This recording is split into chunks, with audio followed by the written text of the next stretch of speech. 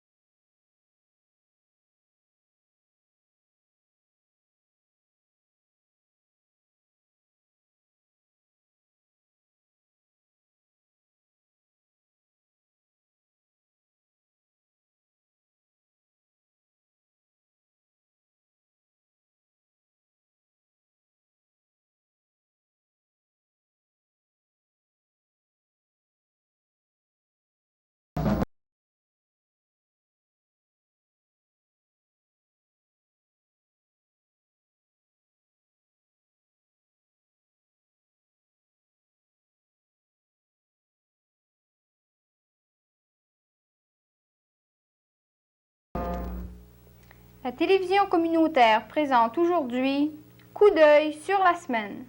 L'achat chez nous. Le Club Jeunes du Monde vous parle d'un pays d'Amérique latine, le Paraguay. Œillets et chrysanthèmes. Vie étudiante. Adolescents et catéchèses. La pastorale au cégep. Et pour terminer, une rencontre avec la FEAS de Gérardville. Eh bien, mesdames, messieurs, le Canal 4 débute avec les informations de la semaine. La Voix du Lac-Saint-Jean recueille à la suite du départ de M. Aurélien Leclerc, un journaliste, je dis bien, très prometteur si l'on en juge par sa ténacité, M. Alain Mayotte. Originaire de Normandin, nous souhaitons à M. Mayotte une bonne chance comme rédacteur en chef à ce journal. Le deuxième numéro de la revue étudiante Pravda paraîtra lundi le 22 mars. On peut se le procurer auprès des étudiants à l'école secondaire. Eh bien, à la télévision de Radio-Canada, on vous annonce, je dis bien pour mardi le 23 mars à 20h, une émission intitulée « Au pays des Bleuets ». 2 films de l'ONF seront alors présentés. Il s'agit de « Un lendemain comme hier » et « En ce jour mémorable », tourné dans la région racontant la vie d'ici. C'est à ne pas manquer à la télévision de Radio-Canada, mardi le 23 mars à 20h. La télévision communautaire a reçu la semaine dernière une lettre qu'elle tient à communiquer sur les ondes. Il s'agit d'une dame demeurant à Ottawa qui lance l'appel suivant. Et je cite, « Cher Monsieur Villeneuve, un couple ami m'a donné votre nom et celui de Claude Ouellette parce que je désire aller passer l'été dans une communauté de la province de Québec. Je voudrais que mes enfants soient dans un milieu canadien-français afin qu'ils apprennent à parler le français et que moi-même j'améliore le mien. Si possible, je voudrais être en pension dans une famille qui habite une ferme, ou bien dans une maison ou un chalet près d'autres familles. Je suis veuve et j'amènerai 4 ou 5 de mes enfants âgés de 6 à 15 ans. Le couple qui m'a fourni ces renseignements m'a bien recommandé l'hospitalité des gens d'ici et le beau paysage autour de Normandin. Ils ont pensé que si je vous écrivais, vous auriez la bonté de suggérer quelques noms de familles à qui je pourrais écrire ou encore le nom d'un journal où je pourrais insérer une annonce. Je serais reconnaissante de vos suggestions, bien à vous, et c'est signé Madame Marion Kellerman, Ottawa, Ontario. Alors, c'est un appel qu'on vous lance en vous citant cette lettre. Cette dame cherche en effet quelques contacts avec la paroisse ici, les gens qui y habitent. Alors, tous ceux qui seraient intéressés à lui répondre, à lui tendre la main, alors on vous laisse son adresse.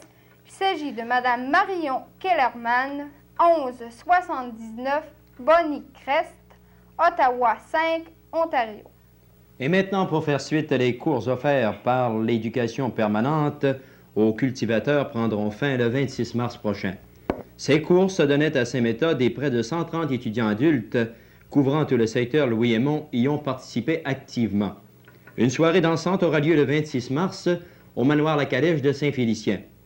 Pour ça, les étudiants et leurs dames sont invités à cette clôture des cours qui se sont donnés à Saint-Méthode.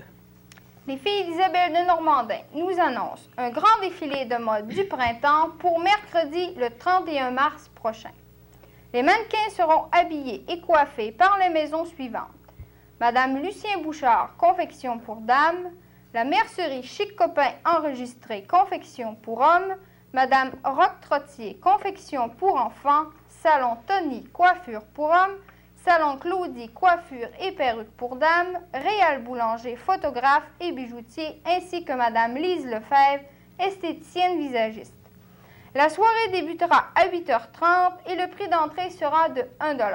Un orchestre fera les frais de la musique et un cocktail sera servi à toutes les personnes présentes. C'est donc une invitation à vous procurer immédiatement vos billets et à assister nombreux et nombreuses à cette parade à l'Hôtel Central de Normandin le 31 mars. Eh bien, l'élection de M. Louis-Ovid Bouchard au poste de préfet du comté de Lac-Saint-Jean-Ouest est maintenant connue de tous. Lors d'une séance tenue lundi le 28 mars, M. Bouchard a manifesté l'opinion que Chibougamau et le Grand Nord devraient être rattachés au comté Roberval, advenant la revision de la carte électorale. M. Robert Lamontagne, pour sa part, s'oppose à cette fusion vu le caractère purement minier du secteur concerné. Un mémoire serait présenté en juin ou en septembre, à l'effet que le Conseil exigerait un conseil de revision de la carte pouvant mener, en partant de l'opinion du maire Bouchard, à une division du comté rattachant Chibougamau au nord du comté Roberval. Le 14 mars, soit dimanche dernier, le mouvement des femmes chrétiennes de Normandin organisait pour les membres une retraite au chalet de la pastorale. Une quarantaine de personnes étaient présentes pour participer au programme de la journée présidée par Monseigneur Roland Potvin. Dans ce domaine, comme le souligne Mme Estelle Lévesque, secrétaire de l'organisme, on ne peut jamais être assuré d'un succès tant qu'on ne puisse en voir les résultats. Il est à noter que sur demande d'un groupe de dames, le mouvement offre la possibilité d'organiser d'autres retraites semblables. Eh bien, au conseil municipal de la Corporation de Saint-Edmond-les-Plaines, on a résolu dernièrement à l'unanimité d'adopter une résolution d'amendement au règlement numéro 38 concernant le renouvellement du solde non amorti sur un emprunt effectué il y a 6 ans. Avec la permission du ministère des Affaires municipales, la Corporation remettra un montant de 5 500 $ provenant de surplus accumulés et la balance due, soit 10 000 $, sera empruntée de particuliers sur des billets à demande d'intérêt de 8 % remboursables en 10 ans. Ceci permettra d'économiser un montant très appréciable. Les nominations suivantes ont aussi été faites. Les évaluateurs seront messieurs Raymond Bernard, René Bernard et David Gauthier. Inspecteur municipal, M. Lucien Martel, et l'inspecteur agraire sont messieurs Joseph Boudreau et Paul Vézina. Le Conseil canadien de la sécurité, en collaboration avec la Jeune Chambre de Normandin, offre à toute la population un cours de conduite préventive qui permettra d'améliorer vos capacités en mettant en pratique les méthodes de prudence et de sécurité adoptées par les chauffeurs professionnels. Venez vous inscrire lundi soir, le 22 mars 1971, entre 7h et 9h au pavillon de l'école secondaire de Normandin. Les cours débutent le lendemain, mardi, le 24, à 8h au même endroit, local 303. Pour renseignements supplémentaires, téléphonez au numéro suivant, 274 24 37. Eh bien, le journaliste Pierre Graveline de la revue Point de Mire était de passage à Normandin il y a quelques jours pour préparer un article sur la télévision communautaire. On pourra donc lire cet article dans un des prochains numéros de la revue Point de Mire. Il est à noter un petit fait ici qu'on nous rapporte le taux des naissances dans le secteur pour l'année 1970.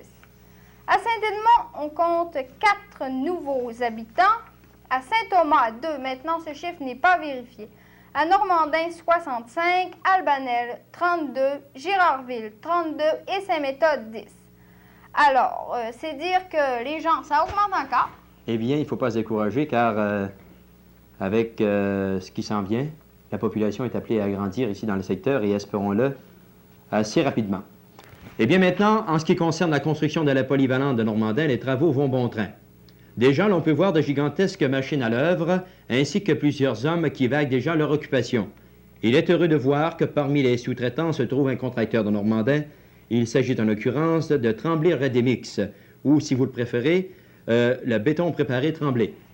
Pour ce faire, l'on peut voir un immense plan de préparation de béton non loin de la polyvalente, car il y aura beaucoup de ciment dans cette construction. L'on sait que tous les autres contracteurs sont de l'extérieur. Par ailleurs, dans cette construction, une chose ne semble pas aller bon train. L'agitation prend de l'ampleur au sujet des travaillants, car l'on sait que le gouvernement a légiféré dernièrement de nouveaux règlements en ce qui concerne les engagements, les compétences, ainsi que le nombre d'heures pour être éligible au titre de spécialiste de la construction. Depuis quelques jours, quelques personnes ont élevé la voix contre certains hommes qui travaillent présentement à cette construction. La cause en est que des ouvriers compétents, qui présentement sont sur le chômage, se sont vus refuser ou remis à plus tard leur engagement.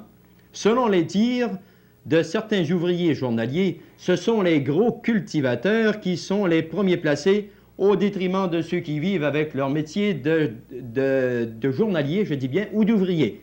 Eh bien, c'est un déroulement à surveiller, mesdames, messieurs. Au Canal 4, nous vous donnerons de plus amples informations. Le grand cycle ordinaire s'en vient. Oui, en effet, le grand cycle ordinaire sera à Normandin, mercredi soir prochain, au cinéma Le Foyer, à 8 h. Le grand cycle ordinaire présentera ce soir-là une pièce extraordinaire, T'es pas tannée, Jeanne d'Arc? Tous les critiques du Québec s'accordent pour dire qu'il s'agit là d'un spectacle exceptionnel.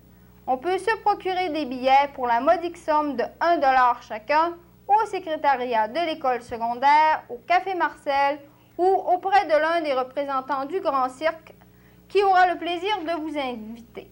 À qui s'adresse le Grand Cycle ordinaire? À tous les publics, aux jeunes, étudiants, universitaires, aux adultes aussi qui désirent prendre une part active dans la vie sociale. Le Grand Cycle ordinaire offre la possibilité d'échange, une animation stimulante, constructive et surtout objective. Il offre sa collaboration à tous ceux qui veulent que ça bouge. Donc, le Grand Cycle ordinaire travaille à promouvoir la vie sociale, culturelle et intellectuelle. Ils travaillent pour vous et avec vous. Venez les aider en assistant à leur spectacle le 24 mars à 8 h au cinéma Le Foyer de Normandin. Le Grand Cirque ordinaire sera là, il vous attend.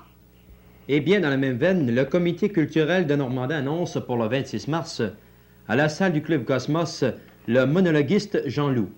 C'est un spectacle à voir. Le prix d'entrée sera de 1,25 $ pour les adultes et 75 cents pour les étudiants. Spectacle à 20h30, vendredi le 26 mars. Une danse terminera la soirée. Invitation à tous. Je répète, à 20h30, vendredi le 26 mars. Eh bien, mesdames, messieurs, le Canal 4 vient de vous présenter ses plus récentes informations. Et au nom de Mlle Marie-Marthe Frigon et de M. Ghislain Deschênes, informateur, bonsoir. Il nous reste maintenant un petit message. Voici, soucieux de développer le commerce dans le secteur, plusieurs commerçants ont entrepris, avec la collaboration de la télévision communautaire, une campagne d'achat chez nous. Claude Ouellette et Gilles Quentin vous parlent de ce projet.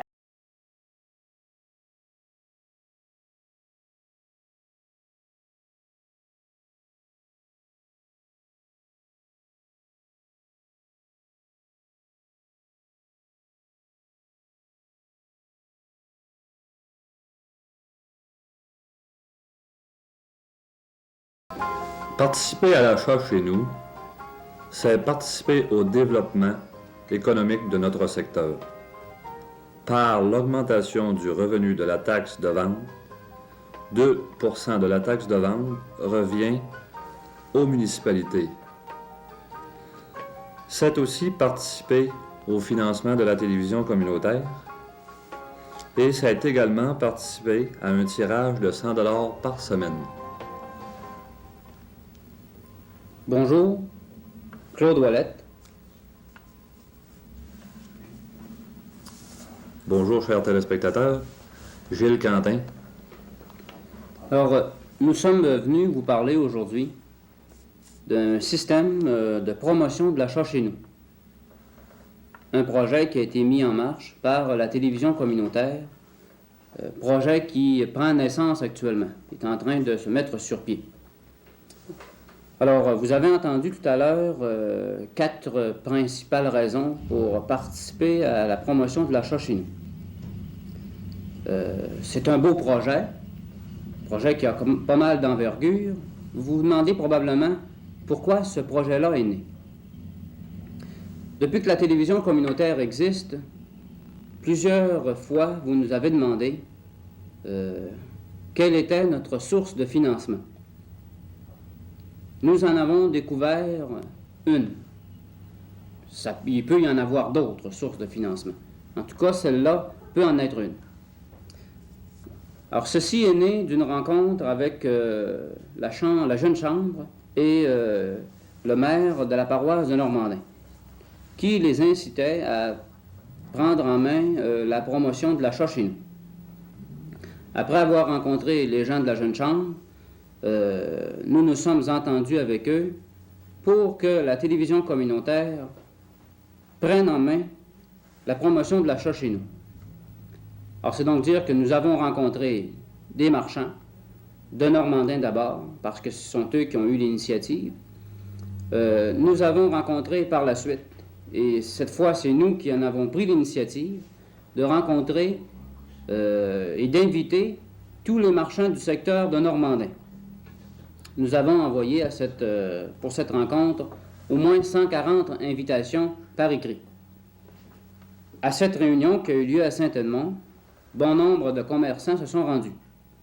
Alors, nous avons échangé sur les possibilités d'organiser un système de promotion.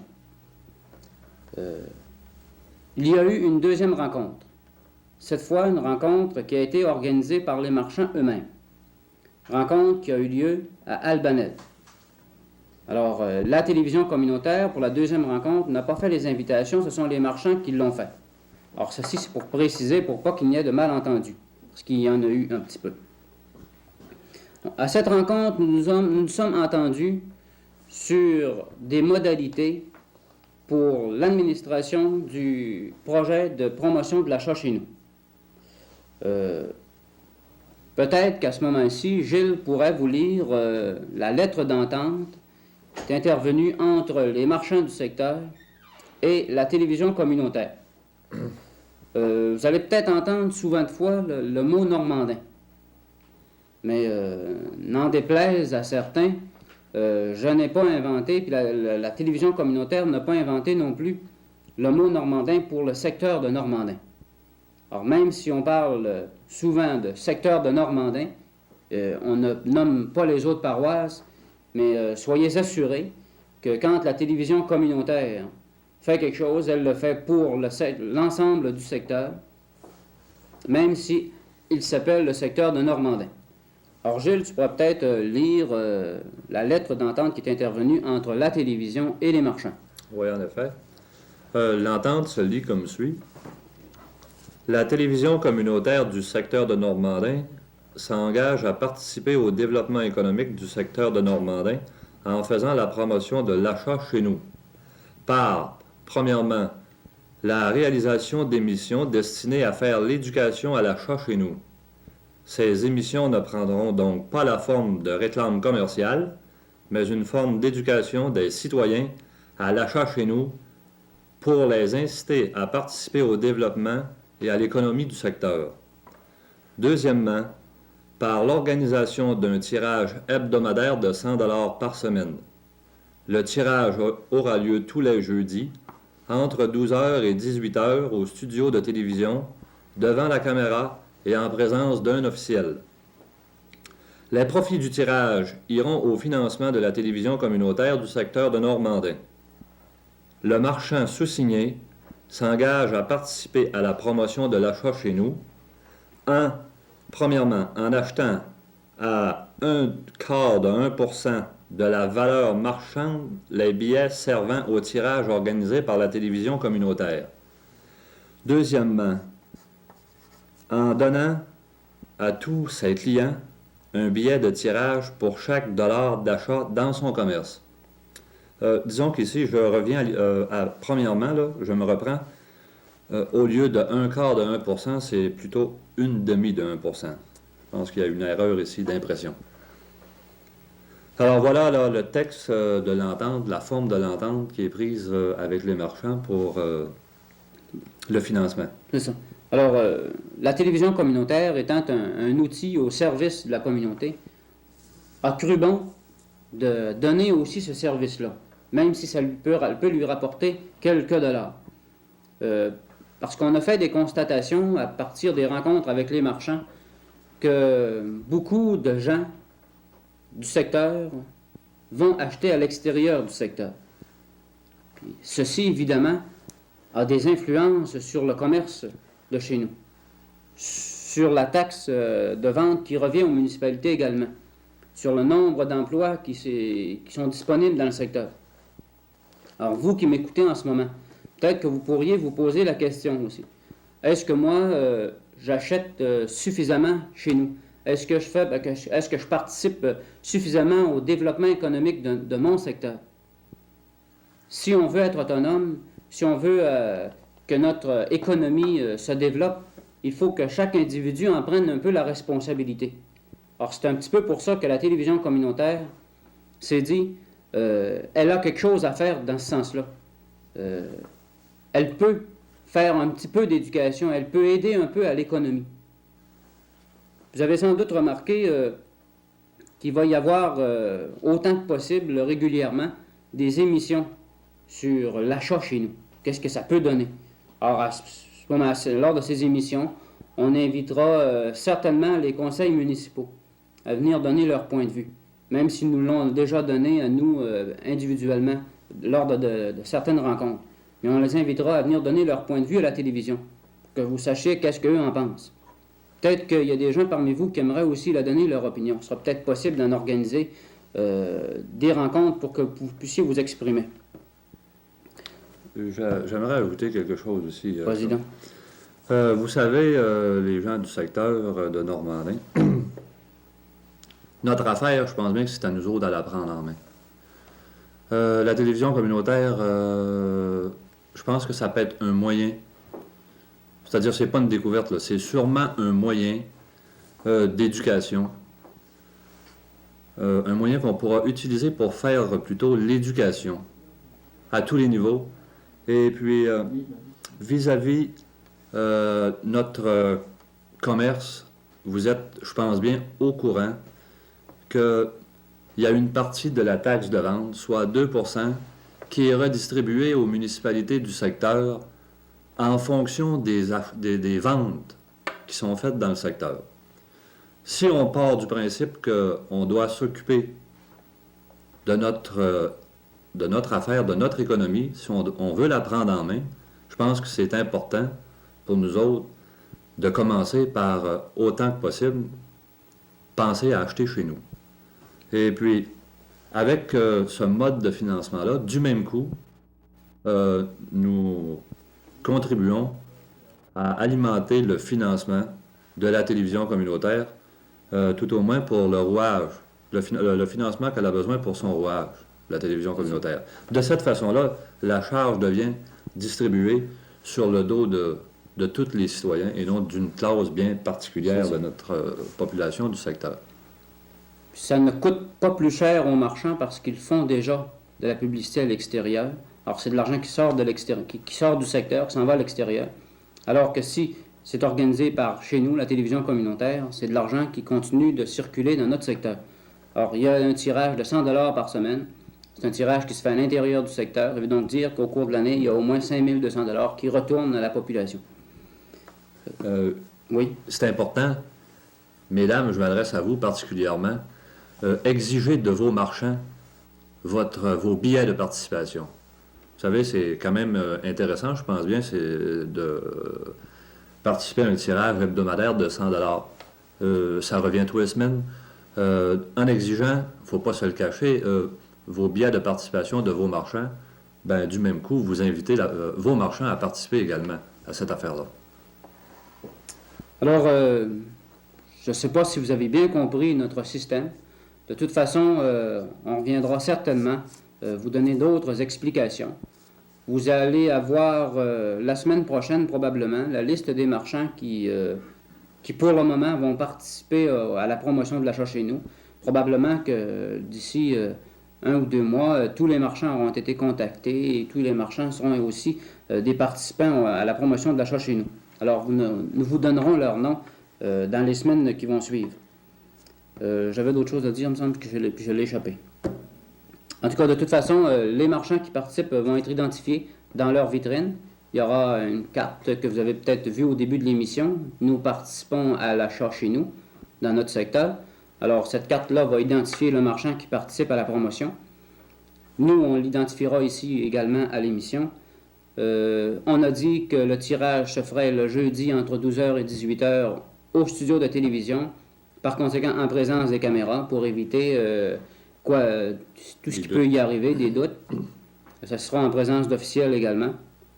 Peut-être que ce sera possible, quand le système sera pas mal rodé, d'aller chez les marchands où il y a le gagnant. Si c'est celui qui a gagné est une personne de Gérardville qui a acheté dans un magasin de Gérardville, peut-être qu'il sera possible à ce moment-là de s'organiser pour aller faire un tour chez lui. Ça demeure dans le domaine du possible.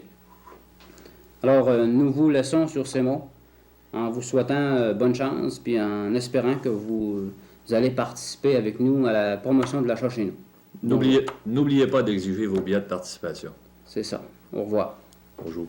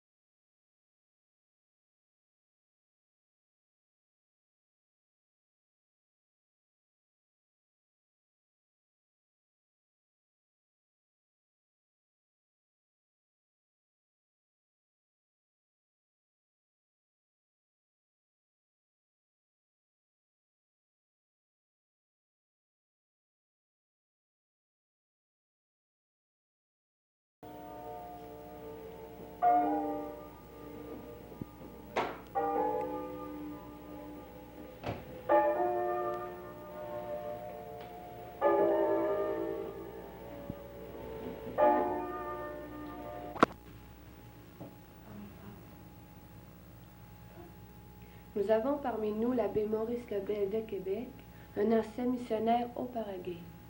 Qu'est-ce que vous avez fait pendant votre séjour au Paraguay? Je suis allé comme volontaire pour le diocèse de Québec dans l'œuvre de coopération qui a été organisée en 1960. Alors j'ai passé 2 ans au Paraguay comme attaché à une paroisse dans la banlieue de la capitale, à Asunción. Après ça, j'ai travaillé comme assistant au séminaire de Caacupé, dans une petite ville un peu plus loin.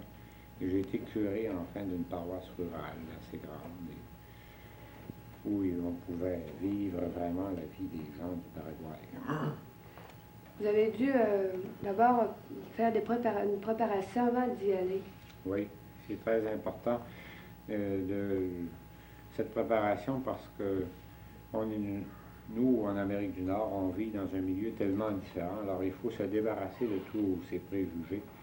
On m'a envoyé au Mexique, en particulier à Cuernavaca, à l'Institut de recherche qui a été fondé par Ivan Illich. Et là, durant 4 mois, j'ai fait des études sur la langue espagnole, ensuite sur la culture latino-américaine. On a fait des expériences dans le milieu. On s'est mis en état de recherche pour se préparer à recevoir toutes ces valeurs, les richesses qu'on allait aborder là-bas en Amérique du Sud. Mais vous devez avoir trouvé cela assez difficile parce que je trouve qu'une préparation, d'abord, ça montre beaucoup d'exigences. C'est une préparation très intensive parce que dans 4 mois, on a étudié la langue à peu près à raison de cours de 5 heures par jour. Ensuite, on travaillait parfois 12 heures par jour pour suivre toutes les conférences, pour rencontrer les gens du milieu. C'est une préparation qui demande beaucoup de travail, mais pour laquelle on est très motivé, parce que ce sont des choses qu'on réalise, qui sont nécessaires d'inculquer dans sa propre personne avant d'aller là-bas. Pour aborder un autre monde, une autre mentalité, sans laquelle, qui avec la nôtre est à des parentés, bien sûr, mais qui tout de même présente des grandes divergences. Sinon, on risque de juger ces gens-là à la légère et de jamais s'adapter. Ce qui est important là-bas, c'est de rester canadien, mais de s'adapter à une nouvelle culture. Qu'est-ce qui vous a frappé tout d'abord au Paraguay? Disons que j'ai eu l'impression d'entrer dans une autre époque, changer de siècle, quoi, parce que ce sont des gens qui retardent. Il y a diverses raisons à ce retard du développement, mais surtout le climat est très chaud. C'est un climat semi-tropical. C'est un pays qui est assez plat, parce qu'au Paraguay, il n'y a pas de montagne. On est de l'autre côté de la cordillère. Et puis, c'est un pays très accueillant. Vous n'avez pas eu des obstacles au point de vue, justement, qu'ils vous ont accueilli, pas en bras ouverts, mais est-ce qu'ils vous ont pas un peu, tout d'abord, rejeté, je veux dire, ils vous ont tout de suite inclus dans leur monde? Bien, il ne faut pas se faire d'illusions. Ce sont des gens qui sont assez fermés de nature. Alors, ils prennent le temps de nous observer. Ils sont très polis. Alors, le premier accueil est bon. Mais par la suite, on sent le besoin de faire ses preuves et de leur démontrer qu'on va là pas pour les exploiter comme tant de gens l'ont fait, mais pour travailler avec eux autres à leur propre développement social, religieux, etc. Et quand ils nous ont adoptés après ça, eh bien, on s'en fait de très bons amis. Ce n'est pas dur d'entrer en conversation avec eux? Assez, parce que il faut saisir quelle est la mentalité, comment ils fonctionnent avant de pouvoir entrer. Ça prend du temps. Il ne faut pas se faire d'illusions. La période d'adaptation est longue. Comment marche le gouvernement là-bas? C'est un régime dictatorial qui est très fort et qui utilise l'armée pour se maintenir au pouvoir. On sait qu'au Paraguay, il y a 41% du budget national qui est consacré à l'armée, à la police et à la justice. Alors c'est un régime totalitaire où la liberté n'est pas très grande, où il y a de l'oppression, où il y a de la torture, même des camps de concentration. C'est moins connu qu'au Brésil, mais ça existe là-bas. Ce sont les hauts fonctionnaires qui emmènent le pays? Oui, parce que vous savez qu'il y a une classe privilégiée, 2% de la population qui possède les richesses, les pouvoirs, alors le reste de la population qui se partage entre un 8%, mettons, de commerçants, d'hommes d'affaires, une classe moyenne. Par la suite, on retrouve 90% des gens qui sont pauvres, qui sont exploités. Est-ce que ça ne fait pas une ségrégation sociale? Oui, mais c'est peut-être moins prononcé que dans d'autres pays. Parce que les richesses au Paraguay ne sont pas tellement grandes. Alors même les riches ne sont pas aussi riches qu'ailleurs. Quels sont les habitants? Est-ce que ce serait un pays seulement, comme vous dites, d'Espagnols? Je ne sais pas quels seraient les habitants. La mentalité des habitants, oui, peut-être? Ce sont des gens qui sont issus d'une race indienne très ancienne, aussi ancienne que les Incas du Pérou, les Guaranis. Alors, ils ont le sens de la communauté très développé. Ils sont très accueillants, ils pensent beaucoup aux autres, ils sont très charitables. Ce sont des gens qui ont une culture, un folklore qui est très riche. Et puis, ils parlent 2 langues au Paraguay. C'est un pays biculturel et bilingue. Ils ont le guarani, qui est la langue mère qu'on apprend à la maison, et l'espagnol, qui est la langue officielle du pays pour les affaires, pour le commerce, et qui s'enseigne à l'école. Mais ces 2 langues-là sont tout à fait différentes, et on dit du guarani que c'est la langue la plus poétique du monde. Vous les avez appris, ces 2 langues-là? J'ai étudié l'espagnol avant de m'en aller au Paraguay. Maintenant, le guarani, c'est une langue qui est très difficile à apprendre, alors j'ai eu à en apprendre un petit peu pour me débrouiller, mais pour la posséder, ça prend au moins 10 ans. Et malheureusement, je suis revenu au bout de 2 ans à cause de santé défectueuse. Maintenant, qu'est-ce que vous faites au Canada depuis votre retour? Bien, disons que je m'attends d'y retourner un jour, Et entre-temps, on m'a confié la responsabilité de pastorale auprès des inadaptés dans un institut à Québec. Et j'ai été secrétaire de la Commission d'Amérique latine parce que vous savez qu'en revenant de là-bas, on reste chargé de toutes les préoccupations. Et j'ai eu à travailler, établir un lien entre les missionnaires du Paraguay et les gens d'ici. Ensuite, je me suis occupé de faire des recherches pour renouveler mon bagage de connaissances et surtout recherche actuellement sur les médias de communication, ce qui me semble très important pour le développement de l'Amérique latine. Et donc, qu'est-ce que vous faites à Normandin? À Normandin, justement, on m'avait parlé de...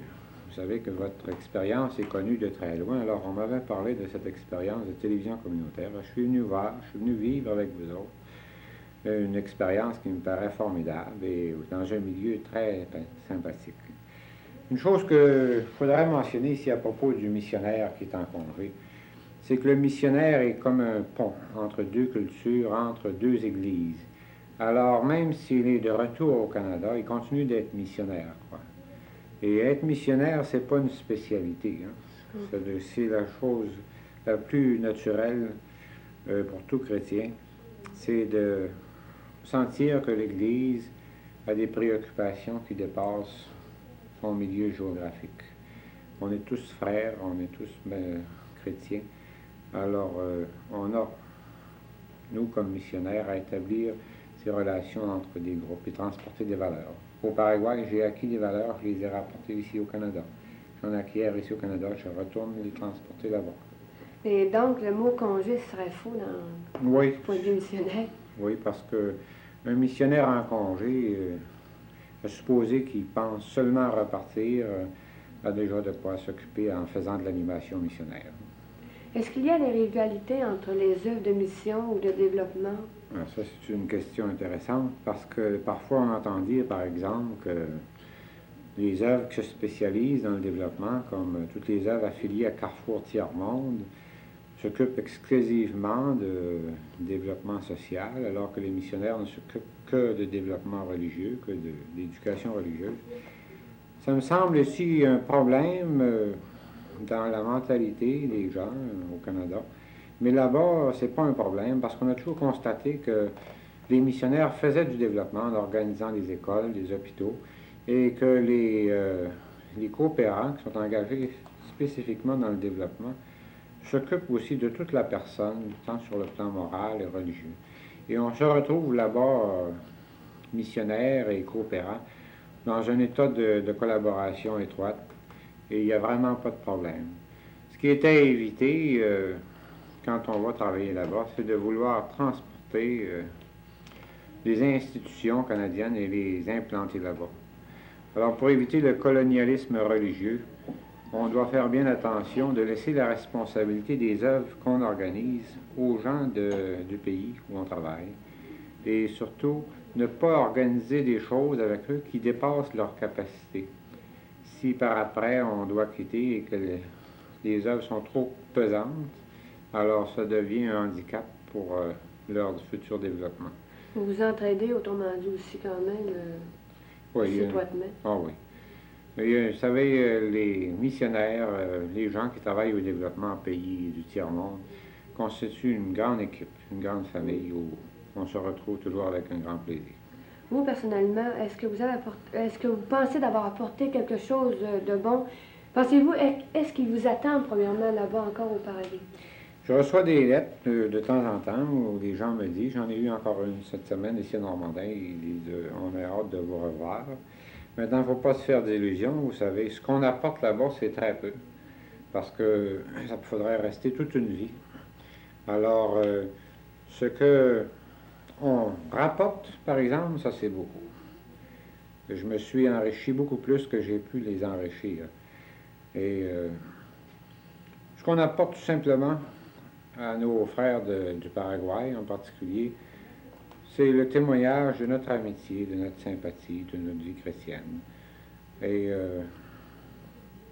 il faut accepter de perdre son temps avec eux autres. Mais c'est ça pas. Je crois pas que c'est une perte de temps parce que. C'est parce que des fois, on voudrait juger des résultats immédiats, mais ça, c'est très difficile à C'est à évaluer. force de persévérance. Et d'ailleurs, il faut bien se dire qu'à un moment donné, on va tout laisser entre leurs mains. On est là pour un temps. On est des collaborateurs. Alors, il faut apprendre à se retirer tranquillement du travail où on s'est impliqué d'abord, pour leur laisser leur propre développement en main. Un missionnaire qui prend la relève d'un autre missionnaire, est-ce que oui, il ne rencontre pas des obstacles? Alors bien, chacun a sa méthode de travailler, mais on travaille là-bas beaucoup en équipe. Alors, on planifie notre travail, on essaye d'enlever ce qui serait trop individualiste dans la fonction de travail. Ça pose pas de gros problèmes. Qu'est-ce que nous pourrions apporter, nous, à ces pays sous-développés en tant qu'étudiants, professionnels? Parce qu'on a le Canada, on sait que c'est un pays riche, les Oui. États-Unis. On s'imagine des fois qu'il faudra apporter beaucoup d'argent, mais en Amérique latine, ça s'est avéré quelque chose de manqué sur un certain rapport. Il faut d'abord s'intéresser à ces gens-là, à nos frères d'Amérique latine, et s'intéresser de telle façon qu'on désire les connaître et par la suite les aimer. Alors, on ira à eux comme des frères et non pas comme des riches qui vont vers les pauvres. Pour finir, qu'est-ce que vous pensez du mouvement Club du Monde? Eh bien, je trouve que c'est un mouvement extrêmement intéressant, surtout pour développer cet intérêt vis-à-vis des pays sous-développés, ou disons plutôt des pays à développement rapide. Une note que je voudrais ajouter, c'est que tout ce qu'on peut faire actuellement au Canada pourrait les aider à former des chefs. Ça me paraît souverainement important, afin qu'ils prennent en main leur propre développement. Et bien sûr, quand on envoie là-bas des gens, comme vous avez ici à Normandin, sœur Madeleine Genet, qui est la fille de monsieur et madame Lucien Genet, elle est partie pour le Paraguay l'an dernier, au mois d'août, et c'est une personne qui va apporter beaucoup de collaboration, d'expérience. On peut envoyer des gens, envoyer des argents, et tout ce qu'on fait là-bas est bien reçu, du moment qu'on le fait avec esprit de partage. On vous remercie d'avoir bien voulu répondre à nos questions. Espérons qu'à Normandin, vous retirez un profit profitable. Je vous remercie beaucoup de votre accueil.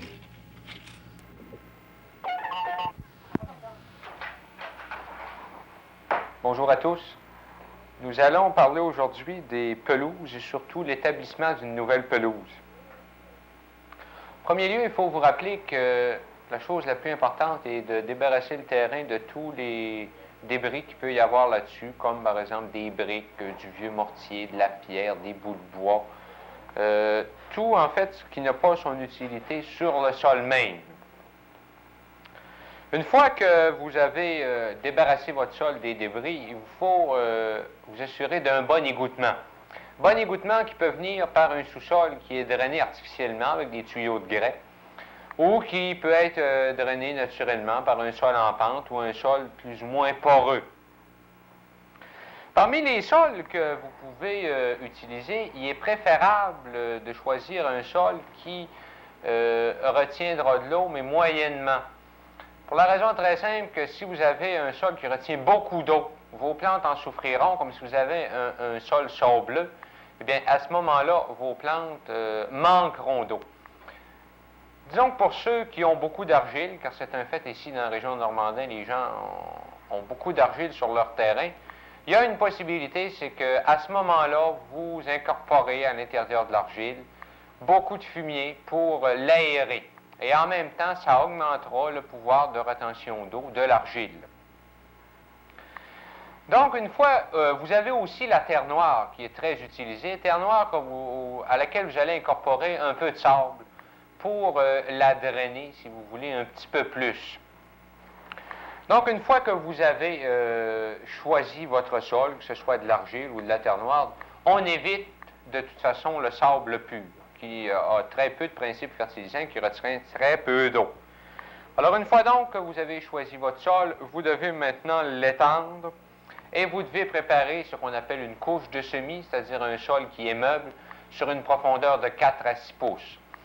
Pour faire cela, vous pouvez soit labourer, soit hercer votre sol, ou si vous avez une plus petite quantité ou une moins grande surface, eh bien, vous pouvez passer un râteau. Mais une condition essentielle qu'il faut bien réaliser, c'est de rouler après chaque ameublissement. Alors, disons que vous étendez une certaine quantité de sol, vous le hercez ou vous l'ameublissez au râteau, et immédiatement après, vous roulez. Et vous recommencez un râtelage, un roulage. De sorte qu'après un certain temps, vous réussirez à bien ameublir votre sol et vous éviterez cependant de créer des trous où l'eau pourrait se ramasser et pourrait faire périr certaines plantes qui sont moins tolérantes pour un surplus d'humidité. Alors, une fois donc que vous avez préparé votre couche de semis en râtelant ou en ratissant, vous devez maintenant faire le semis. Le semis doit se faire au bon moment, c'est-à-dire qu'on doit éviter autant que possible de semer trop tard. Alors, pour ce faire, dans la région ici, vous semez dès que le sol est réchauffé. Il est sûr qu'au moment où vous allez semer, vous allez avoir sélectionné aussi différentes sortes de graines qui seront adaptées aux pelouses. Petit conseil en passant, vous devez éviter d'utiliser de la graine de mille ou de la graine de trèfle ou de luzerne. Ce qu'on achète communément sous le nom de mélange A ou mélange B ou peu importe l'appellation que vous lui donnez. En fait, ce sont des plantes pour les prairies et pâturages qui très souvent vont tolérer mal une coupe qui sera assez sévère parfois l'été. Alors, il se vend des plantes spécialement préparées pour ça, pour les gazons. Alors, vous devez utiliser à ce moment-là des plantes comme la fétuque, le régras, des plantes qui ne sont que des plantes à gazon.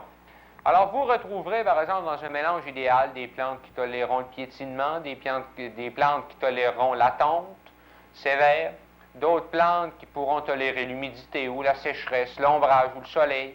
Alors, vous faites un mélange de toutes ces plantes que vous pouvez vous procurer assez facilement dans une coopérative.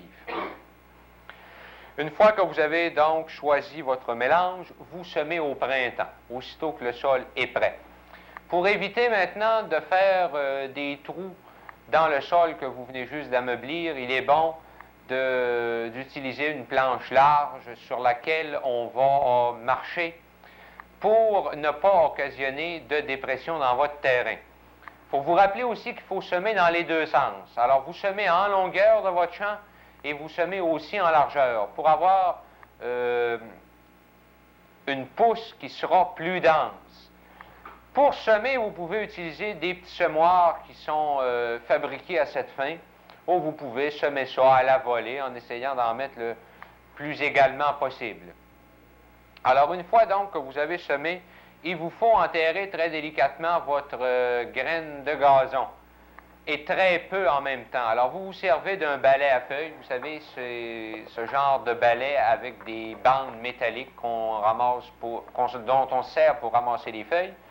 Alors, vous utilisez ce balai, mais renversé pour couvrir quelque peu la graine.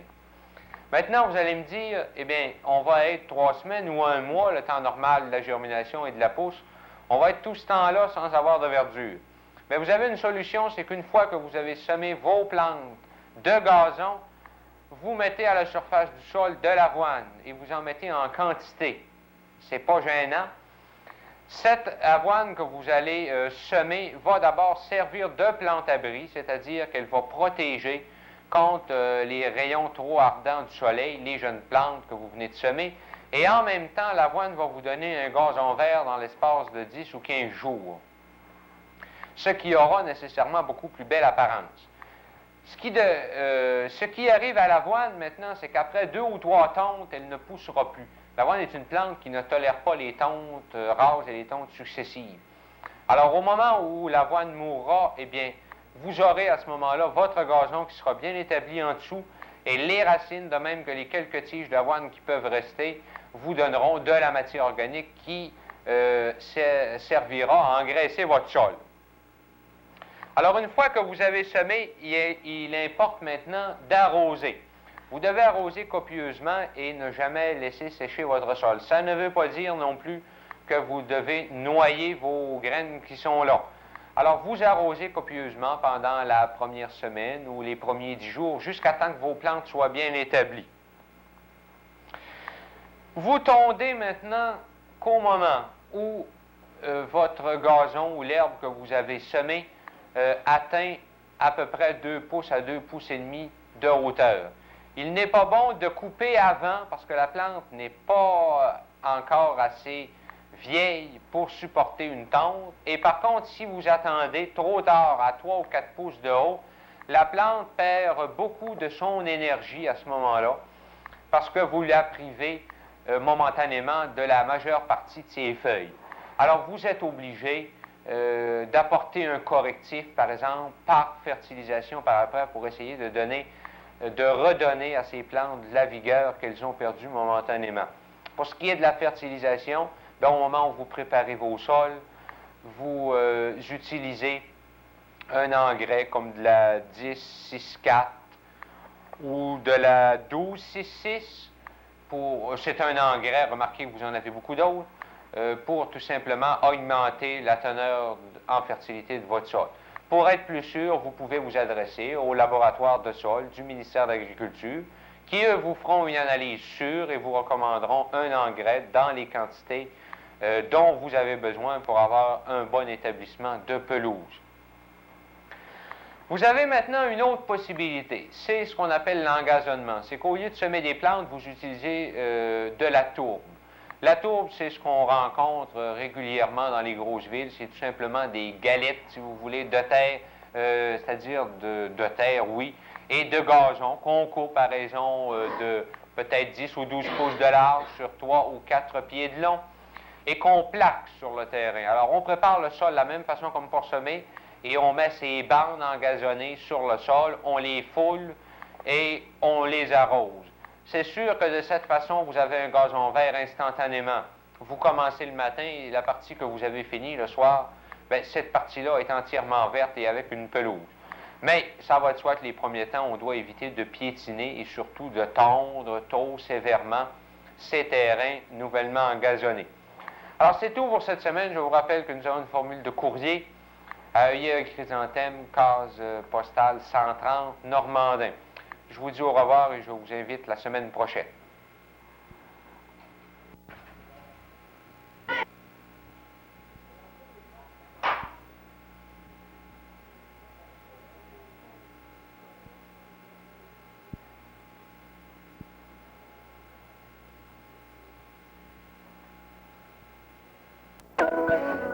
Veuillez garder l'antenne, mesdames, mesdemoiselles, messieurs.